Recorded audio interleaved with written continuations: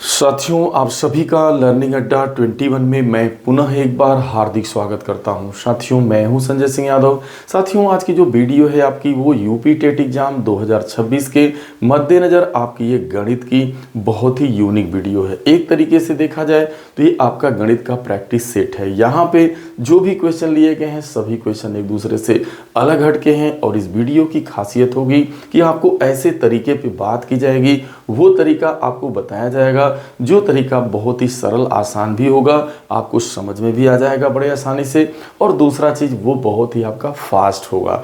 तो साथियों, आप वीडियो में बने रहिएगा। चलिए हम लोग सीधा बात न करते हुए ज़्यादा हम लोग सीधा अपने टॉपिक की तरफ, पहले क्वेश्चन की तरफ बढ़ते हैं। पहला क्वेश्चन जो है बहुत ही यूनिक है। इस टाइप का क्वेश्चन आपसे पूछा जाता है वो ये है कि एक घन का आयतन संख्यात्मक रूप से उनकी भुजाओं की लंबाई के योग के बराबर है। घन का संपूर्ण पृष्ठीय क्षेत्रफल वर्ग इकाई में है। दरअसल जब इस टाइप का क्वेश्चन आपका बनेगा तो यहाँ पे जो इस क्वेश्चन में बहुत ज़रूरी है आपको जानना वो ये है कि घन की कितनी भुजाएं होती हैं। क्योंकि यहाँ पर आप देख रहे हैं कि जो आयतन है वो घन की भुजाओं के योग के बराबर है। तो जो हमारा घन होता है यानी जो क्यूब होता है उसकी जो भुजाओं की संख्या होती है वो आपकी 12 होती है और ये सभी भुजाएं आपस में बराबर होती हैं। तो कहने का आशय ये है कि पहली जो शर्त है वो यही है कि जो घन का आपका जो आयतन है वह आयतन जो है भुजाओं के योग के बराबर है। अगर आप हर भुजा को a मानते हैं तो चूंकि कुल भुजाएं 12 होती हैं और उन भुजाओं का योग करिएगा तो 12a आएगा। अब यह जो 12a है यह घन के आयतन के बराबर है। तो दरअसल जो घन का आयतन होता है वो होता क्या है आपका a क्यूब होता है, यानी भुजाओं का आप 3 बार गुणा करते हैं, भुजा का क्यूब होता है। तो अब देख रहे हैं आपकी जो घन का आयतन है वह जो है घन की भुजाओं के योग के बराबर है। यह प्रश्न आपका कह रहा है। तो यही आपकी शर्त है, बस इस पे आपको पुटअप कर देना है। अब यहाँ देखिए a है, यहाँ a की घात 3 है तो a स्क्वायर होगा और a स्क्वायर का मान 12 हो गया। अब दरअसल आपसे पूछा क्या जा रहा है, घन का पृष्ठीय क्षेत्रफल बताना है। तो देखिए जो घन का जो आपका पृष्ठीय जो क्षेत्रफल होता है घन का वो क्या होता है वो आपको मालूम होना चाहिए, 6a स्क्वायर होता है। तो अब आपके पास यहाँ देख रहे हैं कि a स्क्वायर का मान आ चला है। आपका a स्क्वायर का मान यहाँ से आपने क्या निकाला है, पहली शर्त से 12।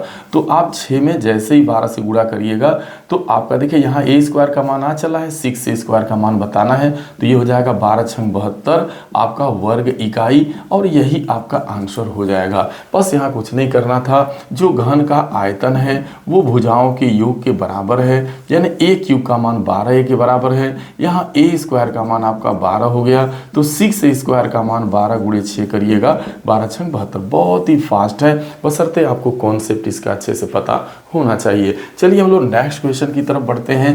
तो नेक्स्ट क्वेश्चन भी बहुत ही यूनिक है, वो आपका बहुभुज यानी पॉलीगन को लेकर के है। आप यदि बहुत ज़्यादा पॉलीगन से जुड़े सवालों को समझना चाहते हैं और उसे जानना चाहते हैं, बहुत ही बेसिक कॉन्सेप्ट जानना चाहते हैं तो चैनल के ऊपर बहुत सारी यूनिक वीडियो इससे पड़ी हुई हैं। हालांकि यहाँ पर जो क्वेश्चन है वो देखा जाए, कह रहा है एक बहुभुज के अंतः एवं बाह्य कोणों का, ध्यान देना है, अंतः एवं बाह्य कोण का अंतर 60 डिग्री के बराबर है। तो आपसे कह रहा है कि बहुभुज के भुजाओं की संख्या क्या होगी।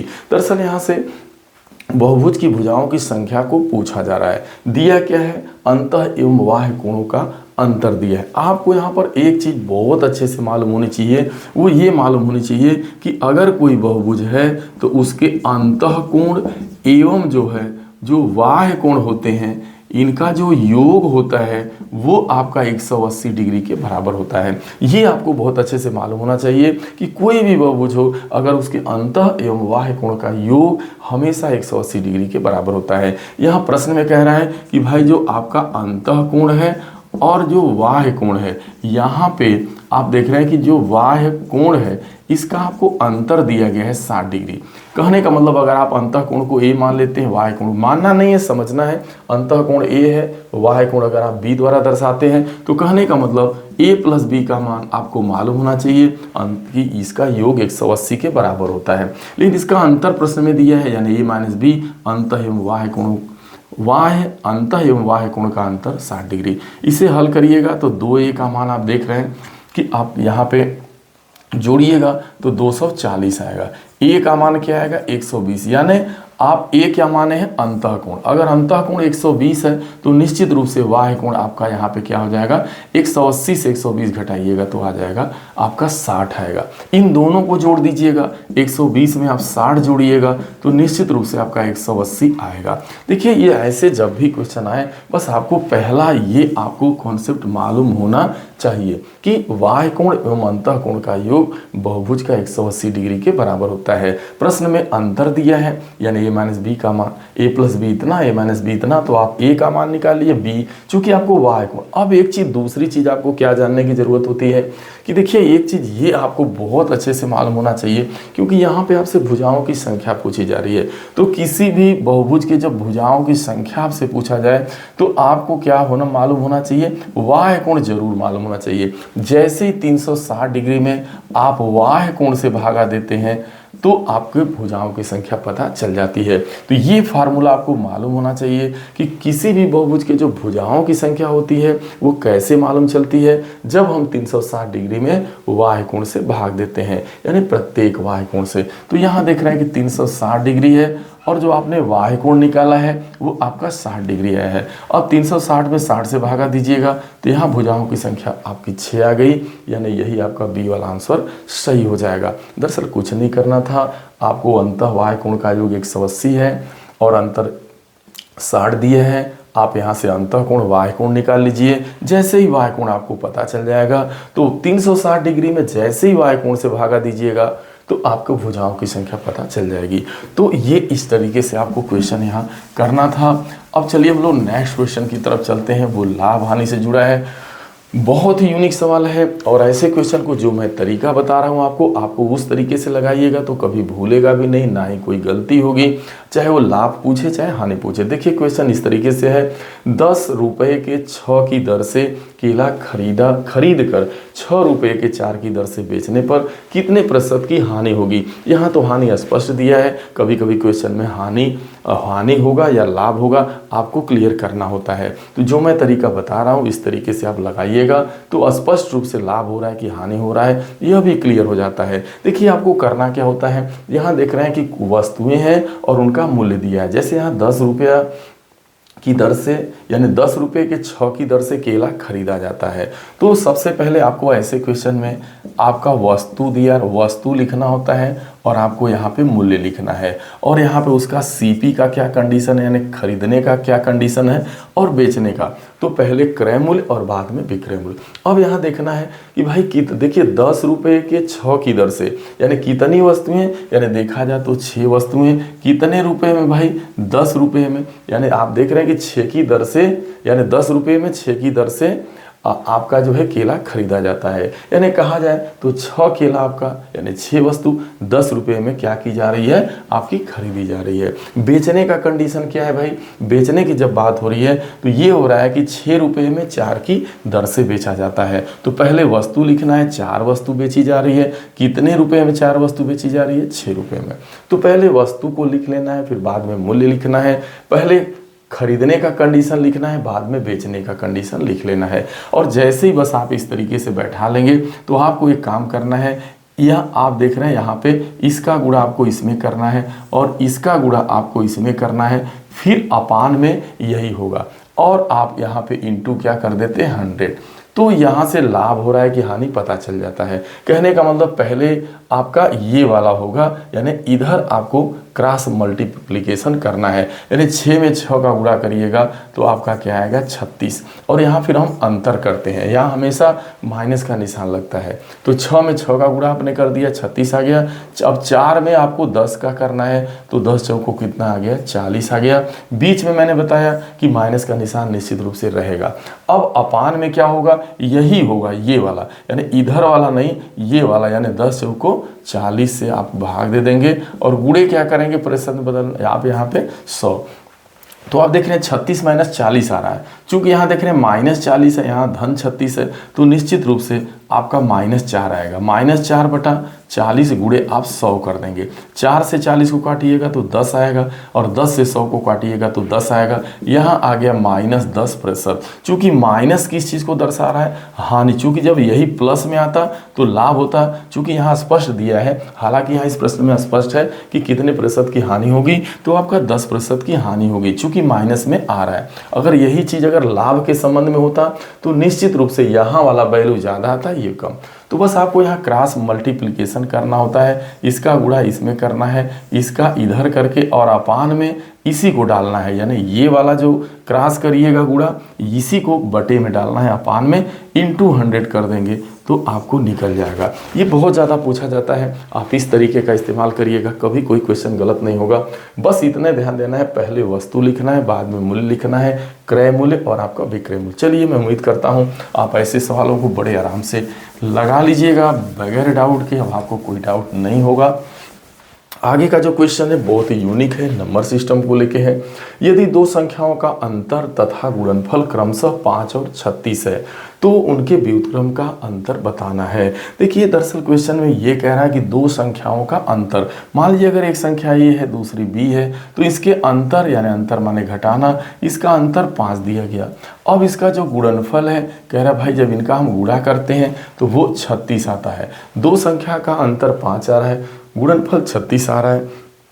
पूछा जा रहा है इनके व्युत्क्रम का अंतर। तो देखिए, संख्या आपने ए माना है तो पहली संख्या का जो व्युत्क्रम होगा वो 1/a होगा, दूसरी संख्या का जो व्युत्क्रम होगा वो 1/b होगा। चूंकि अंतर की बात हो रही है तो अंतर का मतलब होता है घटाना, तो 1/a माइनस 1/b, इसी की आपसे वैल्यू पूछी जा रही है, यानी आपको 1/a माइनस 1/b की वैल्यू बतानी। ये मौखिक सवाल है हालांकि। अब देखिए, इसे जैसे ही सॉल्व करिएगा तो b होगा, यहाँ पे b आ जाएगा और यहाँ पे माइनस a, तो आप इसे चाहें तो a माइनस b आप लिख सकते हैं, दो संख्याओं का अंत, तो a माइनस बी आएगा और इसका आपस में गुणा देखिए करेंगे तो ए बी। तो अगर इसका अगर हल करते हैं 1/a माइनस 1/b को यदि सॉल्व करिएगा तो आपका आएगा a minus B upon A B. अब a माइनस बी का मान तो दिया ही है, दो संख्या का अंतर 5 दिया ही है और दो संख्या का गुणनफल भी दिया है 36, तो 5/36 यही आंसर हो गया। देखा जाए यहाँ कुछ करना नहीं था, बस मौखिक बताना था। जब ऐसे सवाल आए कि दो संख्या का अंतर आपको दिया गया हो और दो संख्याओं का गुणनफल दिया गया हो और आपसे उसके व्युत्क्रम का अंतर पूछा जाए तो कुछ भी नहीं करना है, बस आपको 5/36 लिख देना है, यानी जो अंतर है उसमें गुणनफल से भागा दे दीजिएगा, तो जो मान आता है वो दो संख्याओं के व्युत्क्रम के अंतर का ही आता है। बस यहाँ तो मौखिक था, तो आपको बस जब ये चीज़ समझ में आ गई तो फिर भविष्य में आपको बस सीधा टिक करने की ज़रूरत है। आप अंतर में गुणनफल से भाग दे दीजिए, जो आंसर आएगा वही व्युत्क्रम के अंतर का मान होगा।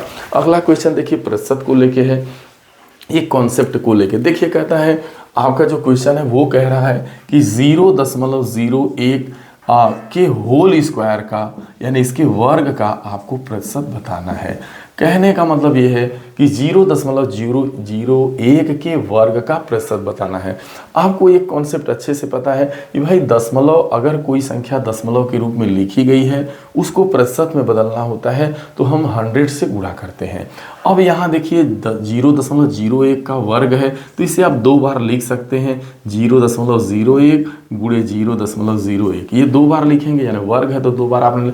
अब इसी को प्रतिशत में बदलना है तो आपको बताया गया है तरीका कि किसी भी दशमलव संख्या को प्रतिशत में बदलना है तो डायरेक्ट आप 100 से गुणा करते हैं। जैसे यहाँ 100 से गुणा करेंगे तो 0.01 जो है ये जो है ये दशमलव पूरा हट जाएगा, 1 आ जाएगा, यानी देखा जाए तो 0.01 गुणे 1 आ गया, यानी देखा जाए तो दशमलव के रूप में 0.01 प्रतिशत इसका आंसर माना जाएगा। लेकिन इसका आंसर दो तरीके से दिया है, एक भिन्न में। देखिए, इसमें बताना है, चूंकि यहाँ पे जो आंसर है कुछ अलग हटके है, ACBD AD AB। अब ध्यान में देना है, अगर इसे आपको भिन्न में लिखना होता तो क्या आप लिखते, 0.01 को आप लिखते 1/100 और ये प्रतिशत तो रहेगा, यानी इसे आप इस फॉर्म में भी, इस रूप में भी लिख सकते थे। तो आप देख रहे हैं आपके पास आंसर जो पहला वाला है वो 0.01 प्रतिशत है, तो 0.01 प्रतिशत मतलब ए वाला भी आंसर आपका सही है। और आप देख रहे हैं डी वाला जो आंसर है वो 1/100% दिया है, यानी इसी को आप 1/100% भी लिख सकते हैं जो डी वाले आंसर में दिया है। तो इसका मतलब जो ए और डी है ये आपका दोनों सही है। और यह किस आंसर में आपका मिल रहा है, तो वो आपका पहला सॉरी ये तीसरा वाला सी वाला जो ऑप्शन है वो कह रहा है ए और डी दोनों होंगे सही। तो निश्चित रूप से ए और डी आपके दोनों, बस आपको इतना कॉन्सेप्ट मालूम हो। जैसे मान लीजिए 0.45 को प्रतिशत में बदलना है, तो अगर इसे प्रतिशत में बदलना है तो बस कुछ नहीं 0.45 गुणे आपको 100 करना है, यानी ये आ गया 45%। किसी भी दशमलव की संख्या को प्रतिशत में बदलने के लिए 100 से गुणा करते हैं। चूंकि ये वर्ग है तो 2 बार आप लिखेंगे ही, फिर इसके द्वारा ये पूरा दशमलव हट गया, ये इतना प्रतिशत आपका आ गया। इसे भिन्न में लिखेंगे तो इतना प्रतिशत आएगा। ठीक है, मैं उम्मीद करता हूं कि आप अच्छे से इसको भी समझ चुके होंगे। अब हम लोग आगे के क्वेश्चन पे बढ़ते हैं। आगे जो क्वेश्चन है कह रहा है एक आयत की लंबाई में 60% की वृद्धि करने पर उसकी चौड़ाई में कितने प्रतिशत की कमी करनी पड़ेगी उसके क्षेत्रफल के ऊपर कोई प्रभाव ना पड़े, यानी उसका जो आयत है उसका क्षेत्रफल न बदले जस का तस रहे। देखिए लंबाई अगर आप बढ़ाइएगा तो निश्चित रूप से, अगर क्षेत्रफल को कांस्टेंट रखना है तो निश्चित रूप से आपको चौड़ाई को कम करना पड़ेगा। जब भी ऐसे क्वेश्चन है बस कुछ भी नहीं करना। दरअसल आगे हो क्या रहा है, लंबाई में वृद्धि हो रही है।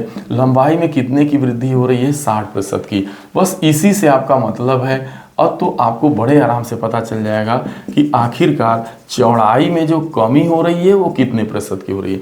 कमी आपको बतलाना है, क्षेत्रफल को कांस्टेंट रखना है, लंबाई बढ़ाई जा रही है, चौड़ाई कितनी कम करनी पड़ेगी। तो बस 60% की वृद्धि हो रही है, तो जितने की वृद्धि हो रही है वो लिख लेना है। 60% की वृद्धि हो रही है तो आप 60 लिख लीजिए। और आपको क्या करना है, जो अपान में लिखेंगे, क्योंकि वृद्धि हो रही है तो 100 में वृद्धि जोड़ते हैं, यानी 100 में 60 जोड़िएगा तो 160 आएगा। यानी जिस रेट, देखिए इसका जो ट्रिक होता है, जो तरीका होता है वो यही होता है कि वृद्धि हो रही हो और कमी बताना हो तो आपको करते हैं r × 100/100 प्लस r, यही जो आता है इसी का प्रतिशत आपका कमी आ जाता है। तो किस रेट से बढ़ रहा है भाई, 60% के रेट से वृद्धि हुई तो 60 लिखना है। फिर 100 + r, तो 100 में 60 जोड़िएगा 160 हो जाएगा, और इंटू 100 करेंगे, जो आएगा यह कमी को दर्शाएगा। तो यहाँ आप देख रहे हैं 60 × 100 करिएगा, फिर इसमें 160 से भागा दीजिएगा, तो इसका जो आंसर आएगा वो 37.5% आएगा। यानी अगर आप लंबाई को 60% बढ़ा रहे हैं तो आपको चौड़ाई को निश्चित रूप से 37.5% घटाना पड़ेगा, तभी जो है क्षेत्रफल के ऊपर कोई प्रभाव नहीं पड़ेगा, क्षेत्रफल अपरिवर्तित रहेगा।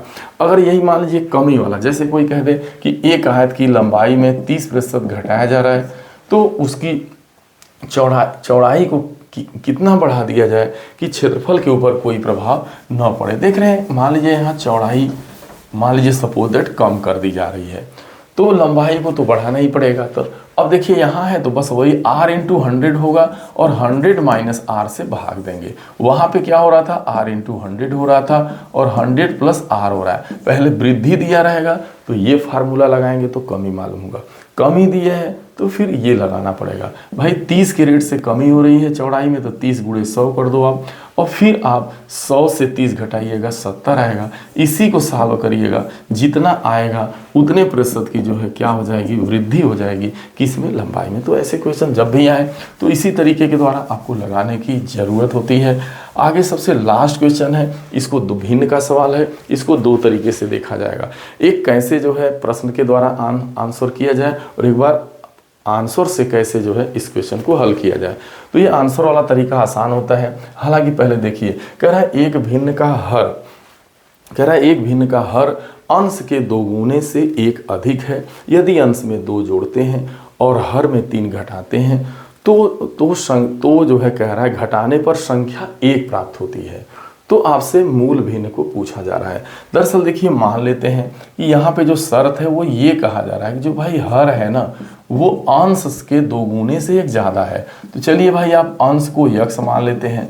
पहले बेसिक समझा जाए, अंश यक्स है तो हर क्या होगा, उसके 2 गुने से 1 ज़्यादा।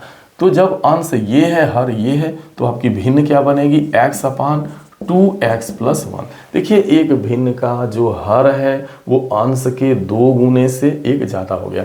अब कह रहा है यदि अंश में 2 जोड़ा जाता है, हर में 3 घटाया जाता है तो भिन्न तो मान 1 प्राप्त होता है। अंश में 2 जोड़ दीजिए, हर में 3 घटा दीजिए तो इसका मान 1 के बराबर हो गया। यही मात्र आपको करना है। तो अब देखिए करेंगे क्या। अब यहाँ देखिए क्या है भाई, ये आप निकालेंगे तो x+2 हो गया और यह 2x-2 हो गया =1। ठीक है, यहाँ पे 1। अब ये आप कर देंगे तो x+2 का मान 2x-2 हो गया, ये यहाँ जाने पर। अब 2x से x जाएगा, x बचेगा, 2 में ये आकर के इसको प्लस करेगा तो 2 में 2 जोड़ दीजिएगा, +2 ने पर 4, यानी x का मान 4 आ गया। इसका मतलब यदि हर 4 है तो अंश का मान, देखिए अंश को अपने x माना है तो अंश 4 आ गया तो हर क्या होगा, 4 दूना 8, 1 9 हो जाएगा। तो इसका मतलब भिन्न क्या हो जाएगी भाई, अंश 4 है, हर 9 है तो भिन्न 4/9 हो जाएगी। दरअसल जब इसको आंसर से लगाना होता तो आपके पास देखिए जो आंसर दिया गया था वो ये है आपका। जो पहला आंसर है वो 1/9 था, दूसरा आंसर जो है 2/5 था, तीसरा आंसर जो है 1/3 था, चौथा ऑप्शन आपका 4/9। जब भी आपको ये करने की कोई ही ज़रूरत नहीं है, आपको बस दोनों शर्तों का पालन कराना है। देखिए पहला ये है कि जो उसका हर है वो अंश के 2 गुने से क्या है, 1 ज़्यादा है। देखिए अगर इसको मानते हैं अंश 1 है, इसका 2 गुना करेंगे 2 होगा, उससे 1 ज़्यादा करेंगे तो 3 होगा, यानी ये आंसर आपका गलत हो गया। यहाँ पर जा रहे हैं इसका अंश 2 है, 2 का 2 गुना करिए तो 4 होगा, 4 में 1 जोड़ेंगे 5। ये अभी अनुपालन कर रहा है, लेकिन क्या यह दूसरी शर्त का अनुपालन कर रहा है। अगर इसमें आप कह रहा है कि अगर इसमें आप 2 जोड़िए तो जैसे ही 2 इसमें जोड़ेंगे तो 4 होगा, और इसमें क्या करना है आपको कि 3 घटाना है तो 3 जब घटाइएगा तो यहाँ पे 2 आ जाएगा, 5 से 3 जाएगा 2 आएगा। कहने का मतलब इसका आंसर 2 आ रहा है, जबकि संख्या का मान 1 आना चाहिए, तो यह भी गलत हो गया। यह देखिए यहाँ जाएंगे तो 1 है, 1 का 2 गुना करेंगे 2 होगा, और 2 में 1 जोड़िएगा तो 3 होगा। लेकिन क्या इसमें से आप 2 जोड़ करके 3 घटाएंगे तो क्या जो है आपका 1 आएगा? नहीं। तो इसका मतलब यही 4/9 ही सही होने वाला। क्यों? क्योंकि अगर अंश 4 है, हर 9 है, तो देखिए अब कह रहा है कि इसके अंश में आपको 2 जोड़ना है और हर में क्या करना है भाई, 3 घटाना। हर से 3 आप घटाइए तो अंश में आपने 2 जोड़ा तो 6 हो गया, हर से 3 घटाया तो 9 से 3 आप घटाएंगे तो 6 होगा, और 6 से 6 को काटिएगा तो 1 होगा। तो यह जो लास्ट वाला डी ऑप्शन है, यह ऐसा आंसर है जो दोनों शर्तों का पालन कर रहा है। यहाँ पर आपने देखा पहली शर्त का पालन जो हो रहा था वो 3 में हो रहा था, यहाँ भी हो रहा था, यहाँ भी और यहाँ। लेकिन जो सेकेंड वाला जो शर्त थी कि जिसमें 2 जोड़ना था और 3 घटाना था तो 1 मिलना चाहिए था, वो केवल मात्र इस ऑप्शन में ही हो पा रहा है। तो ऐसे को लगा भी सकते हैं आप जो है, और आंसर से भी इसको बड़े आसानी से आप कर सकते हैं। साथियों मैं आशा ही नहीं उम्मीद करता हूँ कि ये वीडियो आपको जो भी क्वेश्चन थे, इसी टाइप के क्वेश्चन आपसे जो है यूपी टेट एग्जाम जब गणित का होगा तो इसी के इर्द गिर्द इसी टाइप के क्वेश्चन घूमेंगे। आपको ऐसे क्वेश्चन को फोकस करके जाने की ज़रूरत है, इसको कैसे लगाया जाए, कैसे अपने समय को बचाया जाए। हालांकि मैं यहाँ पे ज़्यादा समय लिया, उसका कारण था कि आपको कॉन्सेप्ट देने की ज़रूरत थी, उसके प्रिंसिपल को समझाने की ज़रूरत थी, इसलिए वक्त थोड़ा ज़्यादा ज़रूर लगा होगा। तो चूँकि कॉन्सेप्ट के ऊपर काम करिए, फिर इसके सहारे आप करके आप 60 तरीके से इसको लगाने का प्रयास करिए। साथियों मिलेंगे अगली वीडियो में, तब तक के लिए आप सभी को ढेर सारी शुभकामनाएं। Thank you.